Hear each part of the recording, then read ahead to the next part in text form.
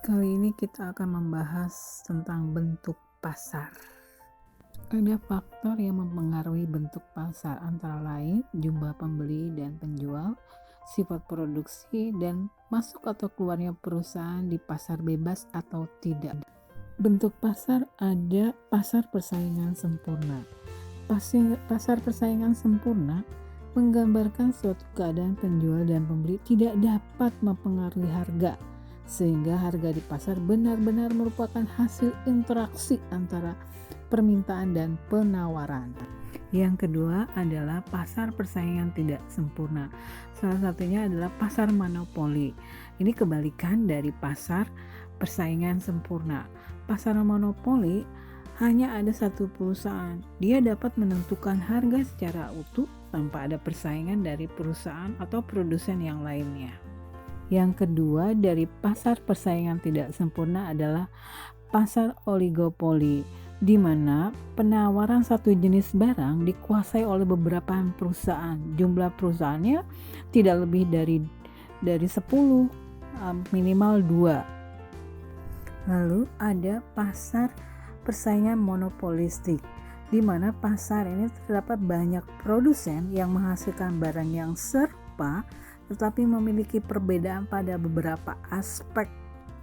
Di era tahun 2000-an, iptep sangat mempengaruhi jenis dan struktur pasar.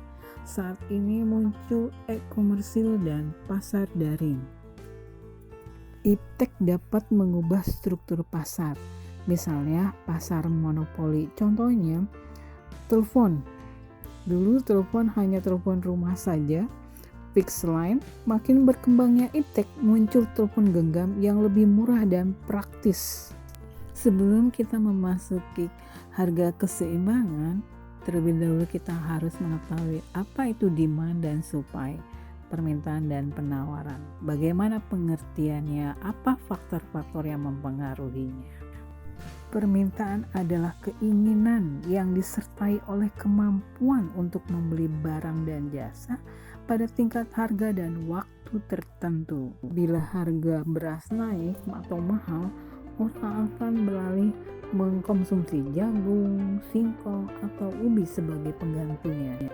Bila gaji kita naik atau omset kita naik, konsumen pasti cenderung untuk meningkatkan konsumsi terhadap berbagai barang dan jasa. Saat ini tren mode cenderung ke arah kekoreaan, jadi banyak pernak-pernik baju dari Korea laku keras. Bisa kita lihat pada hari raya, permintaan cabai di pasar meningkat dan menjadi mahal harganya. Waktu situasi keamanan kacau, mungkin penduduk yang berpendapatan tinggi, mereka berusaha mencari jasa tenaga keamanan untuk menjaga rumah mereka. Nah, sekarang pengertian penawaran. Penawaran adalah kuantitas barang dan jasa yang tersedia dan dapat ditawarkan oleh produsen kepada konsumen pada setiap tingkat harga selama periode waktu tertentu. Beberapa faktor yang mempengaruhi supply atau permintaan yaitu peningkatan teknologi, karena akan mendorong peningkatan penawaran. Dia akan menekan biayanya mungkin dan akan menghasilkan jumlahnya dalam tempo yang lebih singkat daripada yang sebelumnya. Saat pandemik, banyak orang berlari menjadi produsen pertanian yang dianggap menguntungkan. Atau jika terjadi banjir atau bencana alam, mungkin penawaran barang akan berkurang. Nah, itu penjelasan tentang permintaan dan penawaran.